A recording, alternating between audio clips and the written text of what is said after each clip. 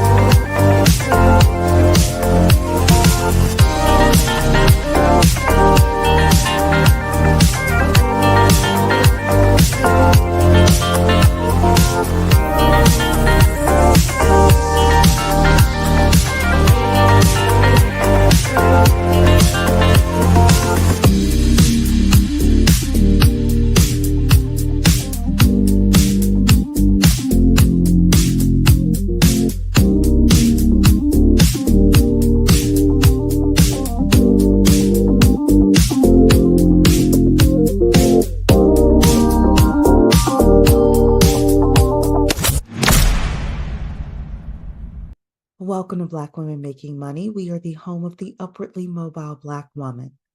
For exclusive content and invitations to our Inner Circle Zoom meetings, which happen on a monthly basis, you can sign up for free for our email newsletter at bwmakingmoney.com. That's bwmakingmoney.com. Hello, my UMBWs. Put UMBW in the chat. Let me know I'm coming through loud and clear. If you are an upwardly mobile Black woman, you're in the right place, even though tonight's conversation is going to be tough. It's going to be difficult because we had some UMBWs last week that were not winning. We're going to talk about that. I saw this last week. I had no intention of talking about it, but one of my subbies came in. I'm going to read her email to me. I'm obviously not going to disclose who she is, but I am going to read her email to me. And I was like, okay, I will talk about this. So we're going to talk about some UMBWs not winning last week. And these are political UMBWs. And then we're going to talk about a book called Givers and Takers and the fact that in our corporate lives, givers lose. And it's still going to be a fun conversation this evening. We're going to, if you want to snicker or laugh or put exclamation points or shake your head or anything like that, usually I say don't do those things, but just understand behind. I'm not on camera this evening, and one of the reasons is because I'm going to be shaking my head this evening with regards to some of the stuff that I saw last week that I was just like, okay, my goodness. But I want to say hello to Torian Dreams in the building. Cat Bravo's in the building. Baby girl T is saying she finally caught alive. She is a UMBW. And Scarlett is in the building as well. Kay Sherelle is in the building. So again, I'm not going to put the subby's name out there, but she wanted me to talk about, let me show you the video itself. She wanted me to show you this video here. DEI over merit, the Democrats will never learn. Put a 1 in the chat if you knew that the Democratic National Convention, or the DNC, had a vote last week with regards to chair and vice chair and their board. Put a 1 in the chat if you heard about this. Put a 2 in the chat if you did not know it happened. And trust me, if you didn't know it happened, you are a very blessed individual. Because, so the reason why I say the UMBWs are losing is because these should be UMBWs. Technically, they probably are UMBWs if they're going for chair or vice chair of the Democratic National Committee, because we've always just said UMBWs are ladies that are making $130,000 plus. We're in the top 20% of income. Usually we're educated, we're getting into the great rooms. We've got the networks and we've got, the socioeconomics together. And yet, we did not show off too well last week. So you all are putting 2s in the chat. So you hadn't heard about this. Okay. All righty then. Well, look, we're going to play a little bit of it. And what my subby wanted to talk about is, she says that people cherry picked certain portions of the DNC chair election. She did say, however, that the woman who is criticizing the Black women, so this woman she says she's independent, but she's truly conservative. She is a conservative Black woman, and her name is Tree of Logic. And she says here, my subby is saying she is very correct in criticizing certain Black people looking to be leaders.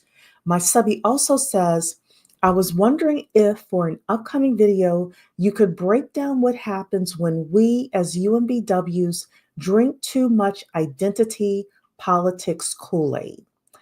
How can we turn into activists and let that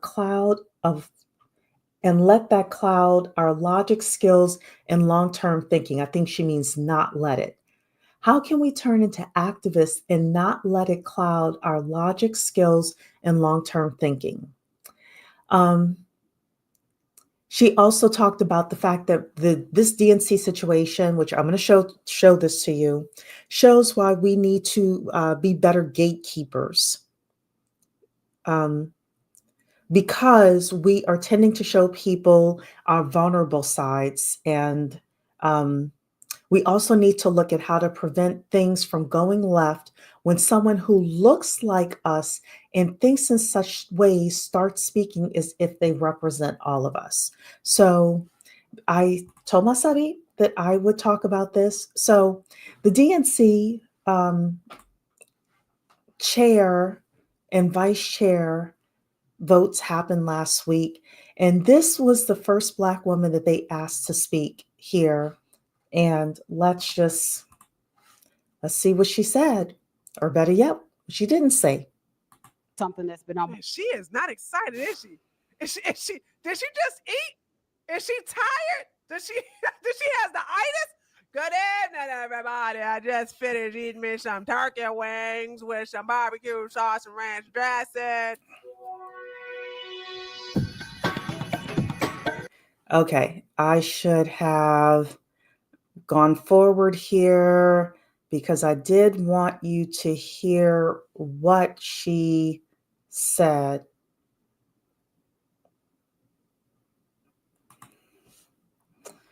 Oh, goodness. I apologize. I thought that she was the first person that was speaking.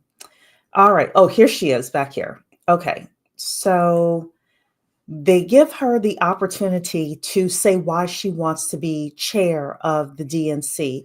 And the Black woman is on the left-hand side. This is what happens. Good evening, everyone. It is my desire to be the next DNC chair. And I just want to give you all a little bit of something that's been on my... Man, she is not excited, is she? Did she just eat? Is she tired? Does she has the itis? Good evening, everybody. I just finished eating me some turkey wings with some barbecue sauce and ranch dressing, with some macaroni cheese with that bacon beer. Said it's so delicious. Oh my goodness. So get ready to hear it. Here it go. You fight on, you fight on, you fight on, you fight on. When your government is doing you wrong, you fight on, oh, you fight on. Okay. Oh. My grandmother was a Democrat. My great-grandmother was a Democrat. My father was a Democrat. My mother was a Democrat. Was. I want to be an independent. I really do. But we give, when I say we, I should say them, because it ain't me. But we as UMBWs are giving people things like this that they can use against us. This woman was asked, why should we elect you to be the chair of the DNC? And my subby was like, hey, can you talk about this? Because we got quite a few Black women standing up to be the chair and the vice chair in leadership of the DNC who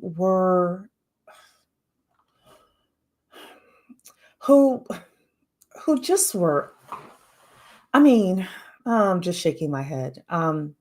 It was a bad thing. It was a bad thing and a sad thing to see. But let's watch this instead. We're going to watch this here.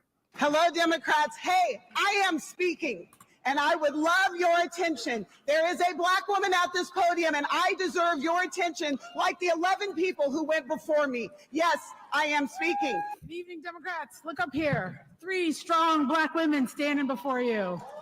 3 Black women who, rather than just grabbing a chair, ran for chair. We are sick and tired of being the last one hired and the first one fired. We are sick and tired of the... Yeah, I might try a version of this at my... And y'all know when Matt Walsh shows up, then, watch out, right? Oh my goodness. This is identity politics gone too far.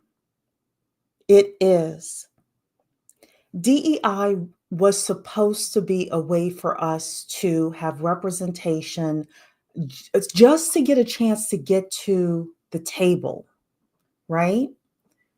DEI was supposed to be a chance for us to, like, people, we were complaining that people weren't even interviewing us, weren't even giving us a chance, weren't even doing outreach to us with our kids, weren't even showing our kids that, being a pilot is possible, or being, I don't know, the head of nursing at the big major hospital is possible, or these different things are possible. And then we get to the table, we get an opportunity, and look, 97, 98% of us are cool as UMBWs.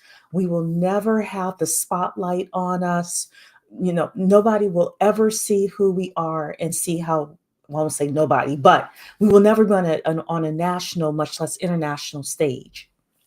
And yet, we had 3 prominent Black women at the DNC. And for them to be able to get up on the stage, they had to have connections. They had to know how to network. They had to have some sort of a multicultural network. And then when they get there, it's just, you gave Matt Walsh, of all people, ammunition and content. It is too much of drinking the racial political Kool-Aid. It is. And that's why whenever we've talked about race on this channel, I have said, before you throw out that somebody is racist, you better make sure that they are. And be cautious of how many times you actually bring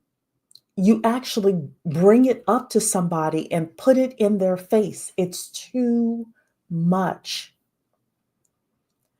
A couple of months ago, I did a session on, will being a Black woman start counting against us in the hiring practices? And during my conversation with all of you, I said, it's going to start hurting. It's going to start counting against us because people are scared that they're going to be sued if they bring us in and we're not at the top of our game. If they bring us in and it seems like we're being shown favor, right? And somebody came into my comment section. I don't think they watched our video, and they just said, being a Black woman counts against us anyway. It's like, no, we have to have the technical skills to do the job. We need to have the multicultural networks to do the job, but we also got to have the soft skills as well. And part of having the soft skills is to know the time and the place. I love a Negro spiritual. I love a Negro spiritual. Mahalia Jackson is one of my favorite singers of all time, if you know who Mahalia Jackson is. She was side by side with Martin Luther King in the 60s. But when somebody asks you why you should be chair of the DNC, singing a Negro spiritual ain't it. When you get up in front of everybody to talk about why you should be chair or vice chair of the Democratic National Committee, rolling your head saying 3 Black women are speaking, that ain't it. That ain't it. So when I push you ladies with regards to, you've got to have your own multicultural networks. People need to know who you are. If they don't know who you are, they are going to put you in certain buckets, and it's not fair, but it is the way that it is. And if you have an ethnic name like Dr. Quintessa Hathaway, you see down here at the bottom, this is her name. When you have an ethnic name and you live in a certain zip code and you have natural hair, she doesn't have natural hair, but people are going to put you in certain buckets. And all I want you to do as my UMBWs is not be put in those buckets. But we're giving people that when I talk about the pendulum swinging, part of the reason why it's swinging is because, yes, we were right to want civil rights. We were right to want affirmative action. We were right to say, hey, we've got great people that should be in certain corporations as lawyers, on staff as nurses and doctors. You know, our people weren't given a chance in the 40s, 50s, 60s, 70s, but now the pendulum is swinging too far. Y'all are quiet in the chat, so put a 2 in the chat if you hear me. Y'all are quiet, and that's okay. Y'all are quiet. The pendulum is swinging. It's too much, and people are aggravated. And not only are people aggravated with us on the political scene, they're aggravated with us socially and you know, and things. The entertainment industry has gone way too far as well. It's just too much. So instead of us winning, the DNC chair. Welcome to your new DNC chair. The guy name is Ken Martin. There you go. And the only reason there wasn't more white representation in the DNC is because they made up some crazy rules about how many white people and how many, not how many white people, how many people of color and how many women needed to be on the board and things like this. I don't know if y'all are Democrats. If you are a Democrat, from what I saw from the DNC vote, you, God help you. I mean, and I don't want to swing too far to the Republican and conservative side, but I will tell you right now, it ain't looking too good for the Democrats. The only thing I think that would mess it up for the Republicans, honestly, is Donald Trump taking over Gaza and sending American troops over there. So you're saying here, Scarlett saying, oh, Lord, she sounds over it. Well, she shouldn't have been up there then, Scarlett. Cat Bravo saying, no, yes, those women sing. With the sparse applause, people are like, yeah, okay, we're not voting for her, you know? Scarlett saying, ain't no way would my praying grandmother or mother think this is acceptable showing. It wasn't. It's too much. It's too much. They're making us look absolutely crazy. Yes, they are.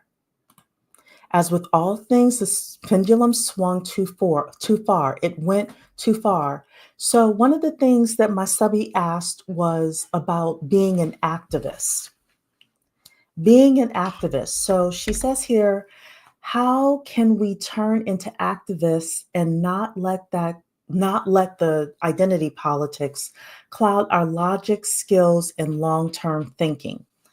My suggestion to you, if you're going to be an activist, is to be very careful pick, like, in my opinion, Cherie's opinion, one primary thing that you care about.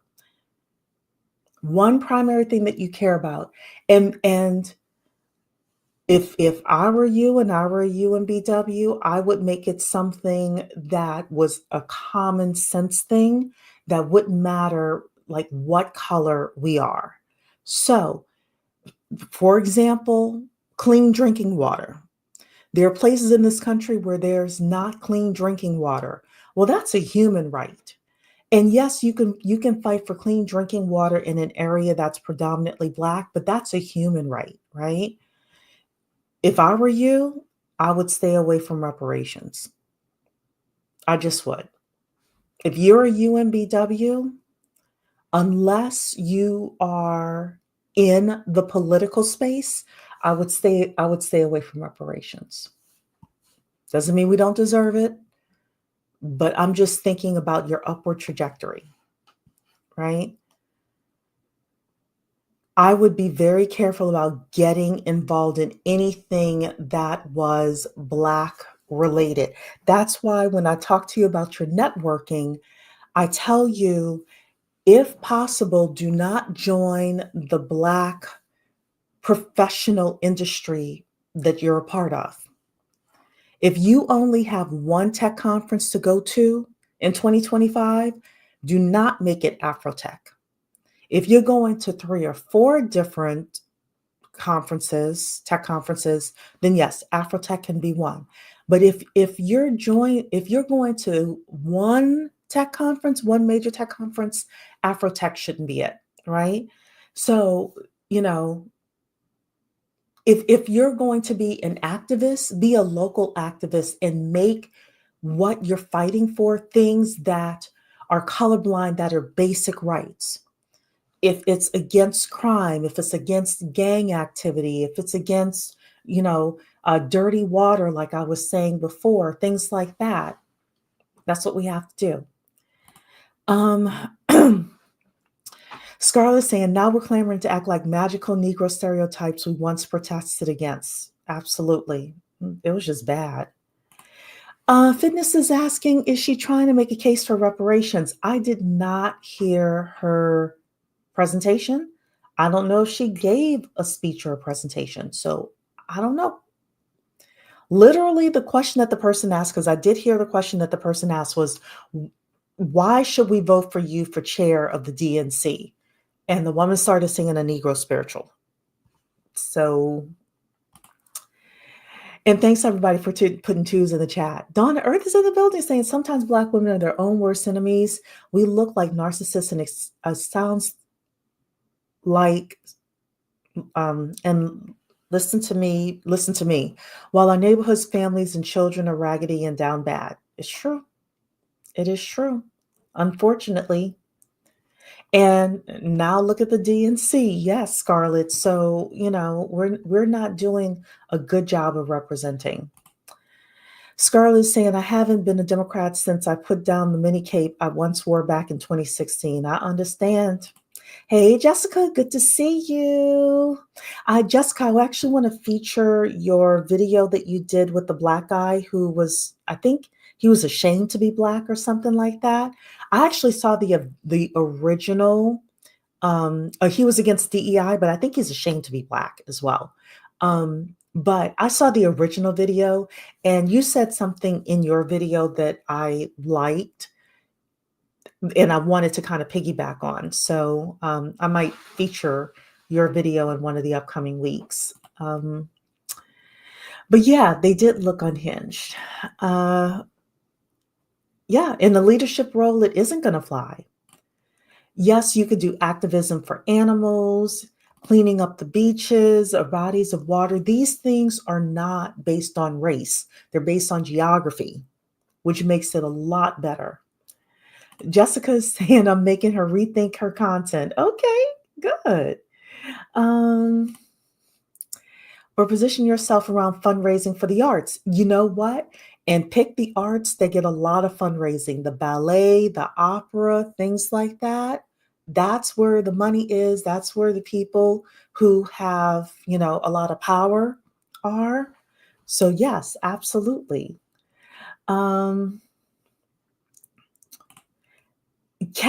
from what I saw, she only sang. Yes, there was another part where she was speaking, but she was acting obnoxious. So, yes, Jessica, this lady sang. So let's show you the lady. So all of my people here who are just getting in, let's see what happens here. Okay. Ugh, it's so pathetic. Watch this. And we'll begin with the opening statements. Each candidate will, mind you, opening statements, not opening singing. Have 30 seconds, and we'll start with Dr. Quintessa Hathaway. Good evening, everyone. It is my desire to be the next DNC chair, and I just want to give you all a little bit of something that's been on my... Man, she is not excited, is she? Did she just eat? Is she tired? Does she has the itis? Good evening, everybody. I just finished eating me some turkey wings with some barbecue sauce and ranch dressing, with some macaroni cheese with that bacon beer. Said it's so delicious. Oh my goodness, my stomach is so full, but I didn't give me the stop eating that red velvet cake. I swear, with that vanilla ice cream, I got the itis. I do declare, I got the itis. But I'm gonna come over here and start singing to you, because I ain't got no words in order to convince you to vote for me. So get ready to hear it. Here it goes. You fight on, you fight on, you fight on, you fight on. When your government is doing you wrong, you fight on, oh, you fight on.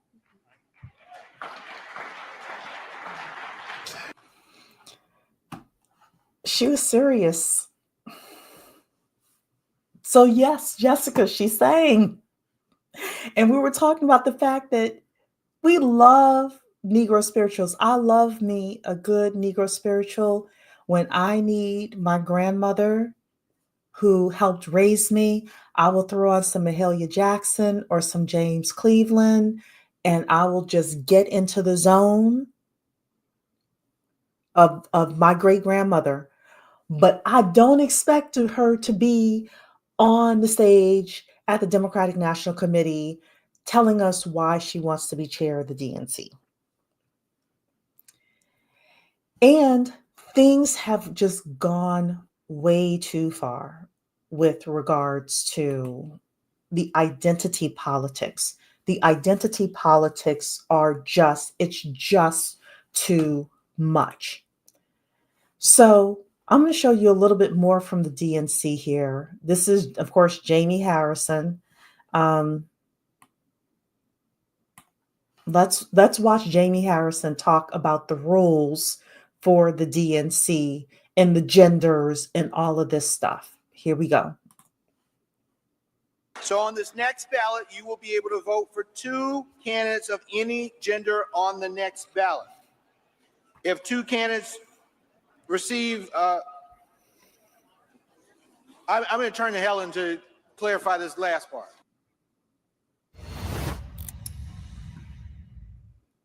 So on this next ballot, you will be able to vote for 2 candidates. Okay, so that wasn't the entire thing. I'm sorry. So I should have been more prepared. They had on here, let me see if I can find it here. One of the nominees for vice chair at the DNC is non-binary, so the Democrats had to quickly adjust the voting rules for gender balance. So they had this whole thing where they had to like have gender balance on their for the DNC committee. Let's see if I want to see if Tree doesn't say anything in here, and let's see if you all can actually hear these rules. Here we go. Offices: Treasurer, Secretary, National Finance Chair, and Vice Chair for Civic Engagement and Voter Participation, and the 3 at-large Vice Chairs. Our rules specify that when we have a gender non-binary candidate or officer, the non-binary individual is counted as neither male nor female, and the remaining 6 offices must be gender balanced. With the results of the previous 4 elections, our elected officers are currently 2 male and 2 female. In order to be gender balanced, we must elect 1 male, 1 female, and 1 person of any gender. Here's the thing. I can't. I can't. I mean, I get what we were trying to do. I get the fact that we were trying to set it up so that we would have representation. As women, we want to have representation. I get it. I get it. But sometimes we just do way too much. When I tell you, ladies, that sometimes the WASP man is who I want representing me, I mean it. I mean it. I don't need to, just because she wears pink and she shaves her legs doesn't mean she's on my side. This is craziness. This is craziness. So my subby, all I can say is God help you if you want to do something national. And don't get it twisted. I'm not rah-rah Republicans either, because they have their own problems. I could get up here and do a 2-hour session about the Republicans and what they have going on, but the Democrats aren't much better. And if this is what's happening with the Democrats now, and most people didn't see this. Most people are busy trying to afford eggs, and we're preparing for the Super Bowl, right? But if this is where the Democrats are now, and these were the UMBWs that were representing us, God help us. God help us. So, all right. So let's then talk about another UMBW here. And Jessica agrees with me that the DNC is lost. Yes. Just muddying the waters for no reason other than muddying the waters. Absolutely. Donna Earth is saying it's so bad that I want to join Black women's organizations and now I have absolutely no interest. Yeah, so that's why I created this here for us, so we can be sane and also know that, like, hey, we've got a camaraderie of people who, have some sense. I mean, I guess I have to say it like that tonight, but this woman was on CNN, and I hope that CNN doesn't give me a copyright strike, but if they do tonight, then oh well. Hopefully they won't take the video down. This woman, all I want you to do is listen to her, listen to the white man that responded to her, and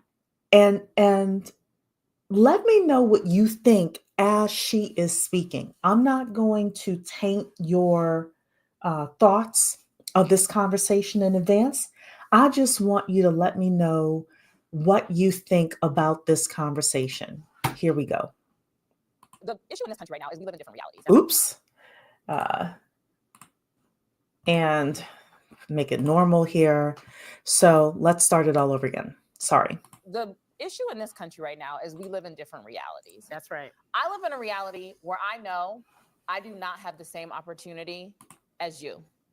I know I don't. And you know and that I know too. what, Scott. And you know that. Let me just tell you about me. I'm gonna let you finish, but I want to answer this. I'm not talking about how you feel. I'm talking about how I feel. Me, a Black woman, and this.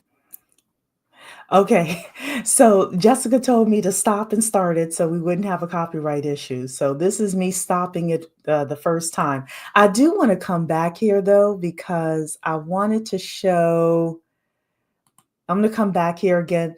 I want you to watch out for the white woman in the red here. This is Alyssa. She is a woman on The View as well, but I just want you to watch her face when they pan to her as this woman is talking. Let's hear this again.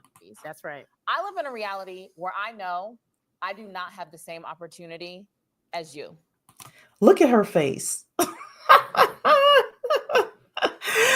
at her face. I'm sorry I stopped her eyes like that, but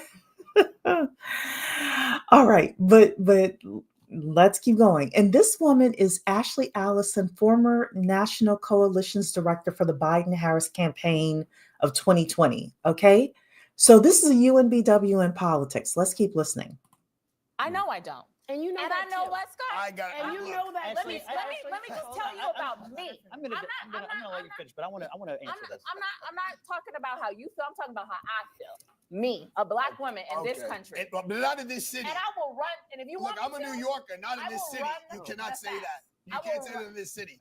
I'm not talking about New York. I'm talking about Ashley. Let her finish. Right here. I got a law degree, a master's, and 2 bachelors. Probably more education than all of y'all added up together at this table, right? And I have always been the least paid person on payroll at every institution I have worked in. And she's been the least paid person at every institution that she's worked in. I want you to keep listening to her as she's talking. Okay, I want you to keep listening to her as she's talking.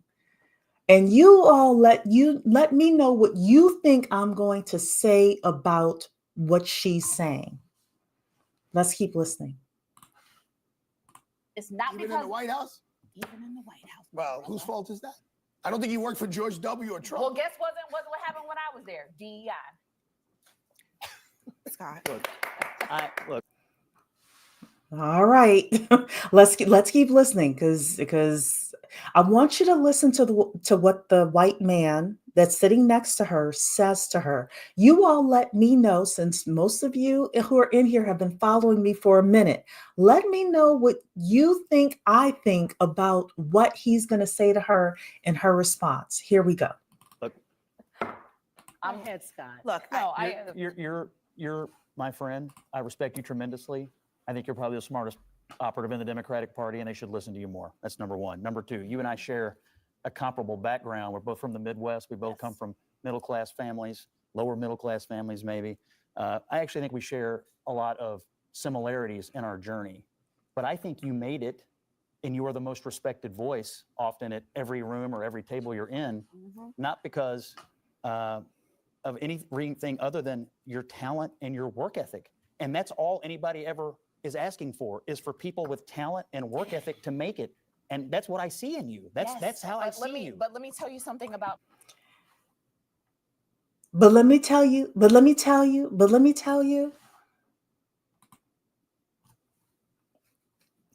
Let's keep listening to this here, ladies. My story and my family's story is that we have faced discrimination. I have faced I just said I was the least paid person, even in this moment sometimes, to my counterparts. It is just the reality of the country we live in. And I'm not saying, I do believe I'm qualified. I know I'm qualified. You won't ever tell me I'm not qualified.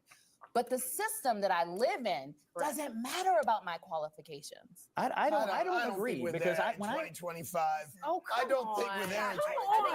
You can't go. That's just not true. That's just not true. There's a mountain of evidence that suggests that you are wrong. Okay, let's just Again, take Ashley. I'm a New Yorker, so I'm jaded. I have the Attorney General as a black woman. The mayor's a black man. The head of the Senate is a black man. Okay, New York is a small representation. Well, small. New York is not that small. America. Let me talk about every judge I appear before is either a woman or a person of color. Ashley just gave an anecdote. But the numbers also show Black women are one of the most educated demographics in this country and one of the least paid. Why would that make any sense? Why would that make any sense? And don't talk to me about the judges you stand before. Talk to me about the theory. Talk to me about the world in which we live in. Let's look at the United States. Okay, so actually I was done with this because I wanted to come back to the young lady here.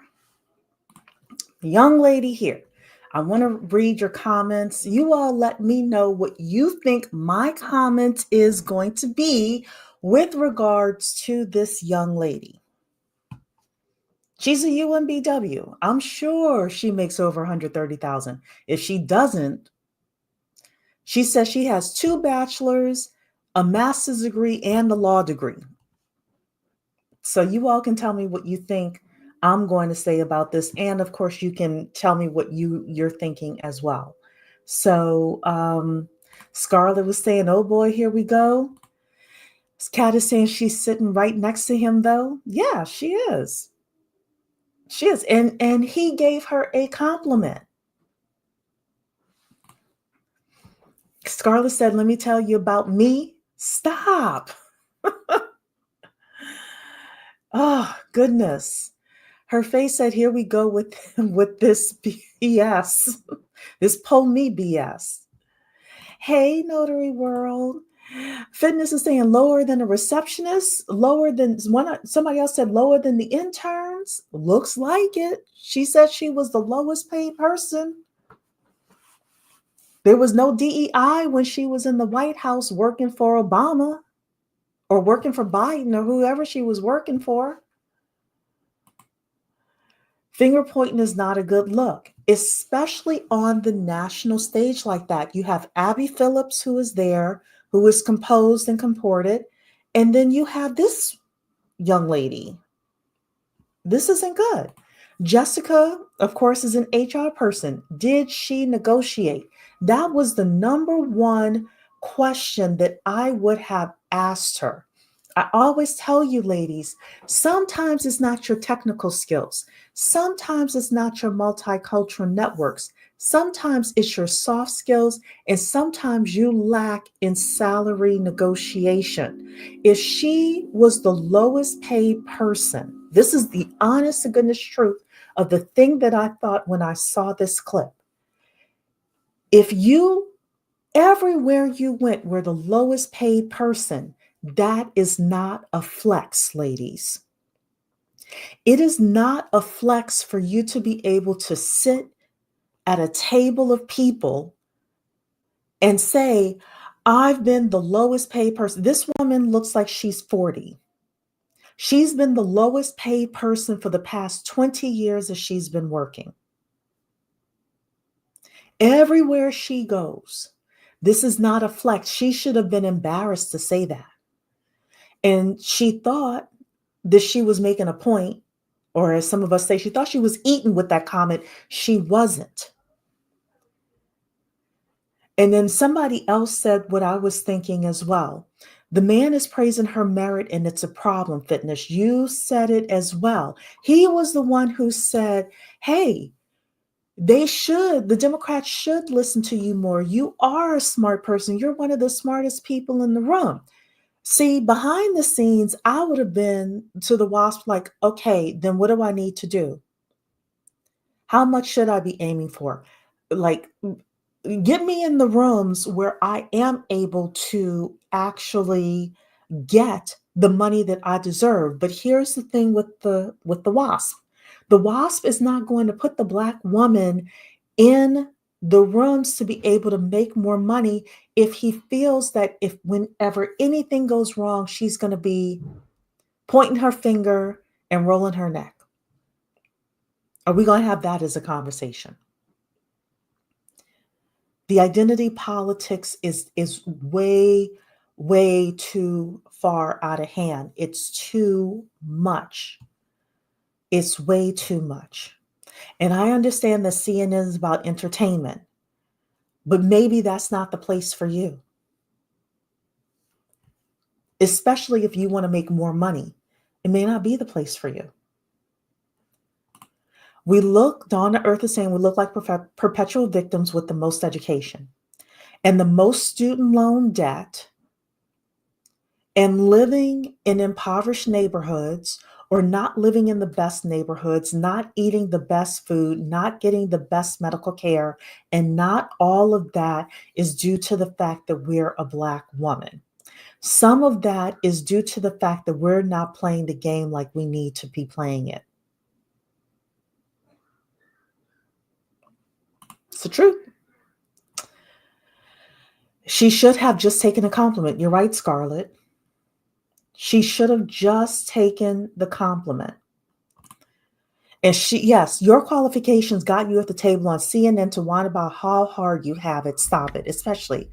Yes, you're absolutely right, especially because as a contributor, I don't know how often she's on, like, I don't watch CNN. So I don't know this woman. I don't know how often she's on. She's probably not just on CNN. She's probably podcasting some places and, she's probably got some consulting gigs and in politics and things like that.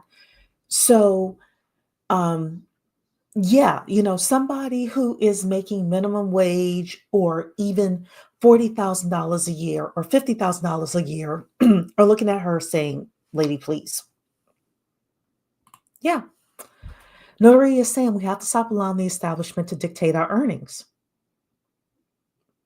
We have to also be better at negotiating. So you're right, Notary World.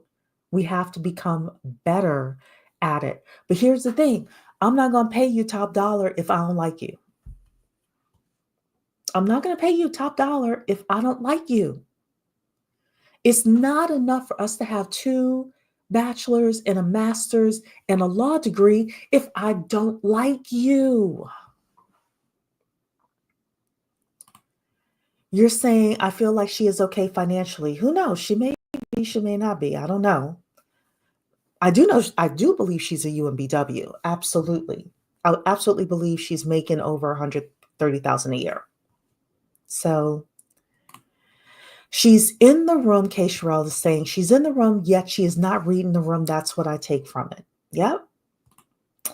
She needs to connect with Scott. He's a reference. Yes.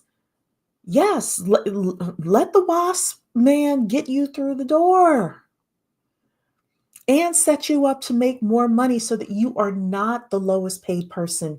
If you were the lowest paid person in every room and every job that you've been in for the past 20 years, the question is, how do I get out of it? And it's not just, I'm a Black woman, I need DEI. It's not. Hey, Main Femme Fatale, good to see you. You're saying you love Abby Phillips. I like her too. Like I said, I don't watch CNN, but I'm amazed that Abby Phillips can still kind of, like, with this many people, this many loud voices, that she's still able to kind of keep that table organized in some sort of way, because I've heard some craziness, through the clips for Abby Phillips, and she just always seems so calm and collected. So, um, Jessica saying, yep, women already do not negotiate, especially Black women. I agree. She should have kept that hush hush because now people will know she'll take lower pay. That is a great point as well. That is a great point as well. We talk all the time about monkey branching. We talk all the time about monkey branching and the fact that it is, it takes strategy for you to monkey branch in order to get another $10,000, $20,000, $30,000, $50,000 a year. It takes strategy. And what we're seeing here is not strategy. So Jessica's also saying she seems pretty argumentative. She was too focused on her argument to see that she could leverage that man to her advantage. Yes, she could. And she probably has more than just this man here. She probably has other men in her life that are white, that are Asian, that are Hispanic, that are Black, that if she played her cards right, other white women, that if she played her cards right, all of a sudden she would be one of the highest paid people sitting at the tables of the places where she's consulting and things like that. All that talent for the low. Exactly. Which is why outside of me, I tell you, go see Mentor Shelley, go see Tamika over at Women in Linux. We as Black women do need to become strategically better at knowing how to negotiate our salaries. We're not good. We're not good at that. And people will get us on the low. Dawn Earth is saying, I'm interviewing for a position now. The person interviewing me reiterated the salary range and asked what I would be looking for. I gave her the top number. Why wouldn't I? Second interview this week. Good for you. This is my finger snaps for you. Yeah. Why am I taking the lower end? She gives me the salary range. I'm going for the top. You're interested, right? Oh my goodness. Dark and Lovely's in the building saying, hey, Shireen UMBW saying she is an attorney is a complete embarrassment. Lacking negotiation skills is definitely not a good look. It isn't. Is it bad that I hate to see Black women coming on a news roundtable? It's the same old spiel. I think it depends on the topic. But this DEI thing, and look, it could be partially the news networks as well. Right? This DEI thing really has people hyped up on both sides. And all I'm saying to you is think strategically about what you say, what you do, what you post, who you talk to. Don't think just because she's a fellow Black woman that she will not turn on you, in a work scenario, if it's layoff season and it's you against her. I'm saying if you have any controversial things that you're thinking, you better keep it close to the vest. Meaning, don't tell any of your work friends. Be careful what you say to your friend's friend, like your friends. Don't put it on TikTok.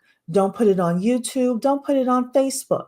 Keep it to yourself. If you're going to be an activist, like my subby mentioned, I would stay away from anything that is, not like common sense, like I said, clean drinking water, backpacks for kids to go to school, scholarships for kids to go to college, something like that.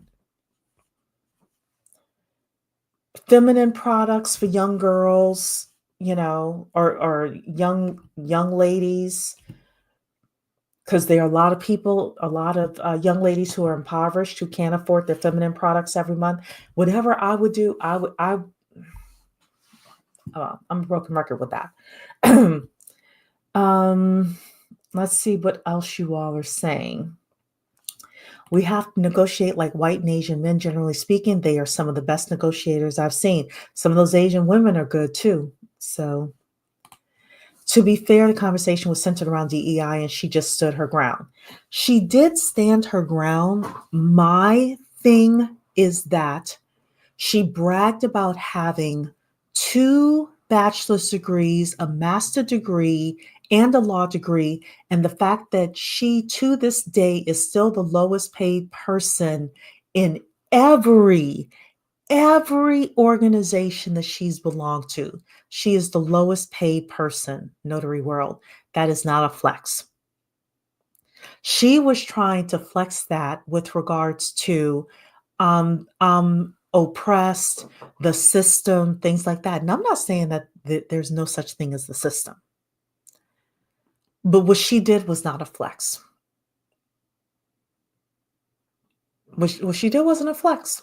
So, and how is having this conversation on CNN going to help you and I at the ground level up? When somebody sees any of our resumes, right? Let's say they don't know us, but they see our resume and they see us on LinkedIn and and they're like, ooh, do I want to really bring her in for an interview? I'm telling you, this stuff is going to start backfiring. I'm sure it already has. So, all right, I was going to do one final thing, which is there's a book called Give and Take by a guy named Adam Grant. And he talks about the fact that givers lose. And I think this is an important topic for you as UMBWs. So we're just going to take like 5 minutes, look through a portion of this is an animated summary of his book.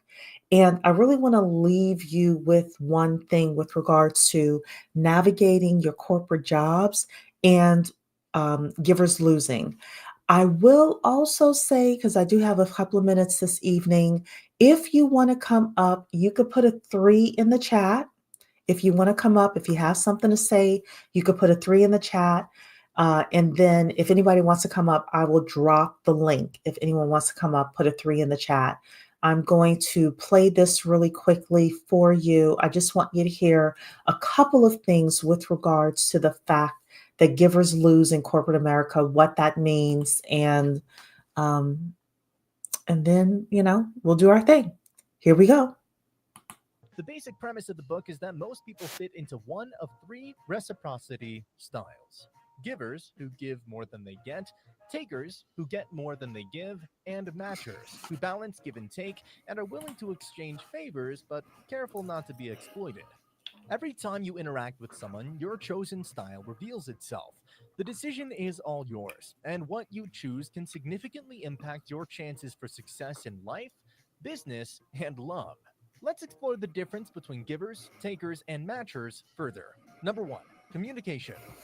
Takers prefer to communicate through dominance or prestige. They firmly believe that if people see you as authoritative and significant, you can influence others through respect and admiration. Grant calls this powerful communication. The downside here is that dominance is a zero-sum game. If you dominate your coworkers, you gain influence while they lose it, which isn't good for building good communication in the long run. Givers, on the other hand, practice powerless communication. This means listening, asking questions, signaling vulnerability, and seeking advice. Through this approach, they gain people's trust and devotion. Number 2, networking. Okay, so I did want to start off with showing the 3 different types of people. So you have your givers, your takers, and your matchers. Your givers give more than they get. Your takers take more or get more than they give, and the matchers balance out the give and take. Now I want to come here to the success piece of it here. How to be successful with this whole strategy. Here we go. Number 4, success. Interestingly, according to Grant, both the worst and the best performers tend to be givers. The givers at the bottom tend to spend too much time on the problems of others to finish their work and often shy away from conflict and harsh feedback. Put in other words, the most significant risk of being a giver is giving too much of yourself at your own expense, leaving you exhausted with little to show for all you've done. But givers also fill out the top ranks, since they're better at communicating and stronger at building valuable networks and good reputations, which will naturally lead to opportunities that you would not otherwise have had. Okay, so the reason why I wanted to show you that was because, and when we get back to doing our monthly sessions, which hopefully will be in the next couple of months, we're going to like deep dive into this on Zoom. But the book talks about the fact that if you are a giver and somebody comes to you and they ask you to do something, the best people who are givers, the people who are successful at being givers in the corporate environment, they do a couple of things. Number one, they only do things that take 5 minutes or less to like actually perform for the person. So if somebody asks you for something and it takes a long time to do, the givers that win, the givers that succeed will say no. The second thing is that the givers will bundle the tasks that they're doing, those 5-minute tasks, they will bundle a whole bunch of them at one time. So instead of a person coming to you and saying, hey, will you do this for me? And you dropping everything you're doing at that moment in order to do whatever the person is asking, you say, yeah, sure. I will do that for you. You write it down. And then at some point, either later on in the day or the next day, 3 or 4 people asked you to do something for them. You do everybody's task at the same time. And that way you look generous. You look like you're a team player without you having to stay late or not finishing stuff up because you are taking care of other people's stuff, the things that you promised other people. So Erica Williams mentioned this book, Give and Take, and I really like the premise of it. I think us as UMBWs, we should talk about these concepts more as well, because these are the things that really help us with regards to our growth. So I didn't see anybody put a 3 in the chat, so I guess nobody wants to come up. Alonzo is here. Salute, Alonzo. So yeah, so my subby asked me to talk about the DNC this week, the things that were happening over there. And this is a controversial topic, but I basically stand my ground with regards to what I think. I stand my ground with regards to, one of us being the lowest paid person for the last 20 years that we've been working is not a flex. I stand my ground with regards to what was happening at the DNC and the pendulum swinging. All the things that I've been saying. So, all right, ladies. Well, that is it for today's Money Monday. I'll be back next week to give you all something a little bit more fun. All right. I'll talk to you ladies later. Take care. Bye-bye.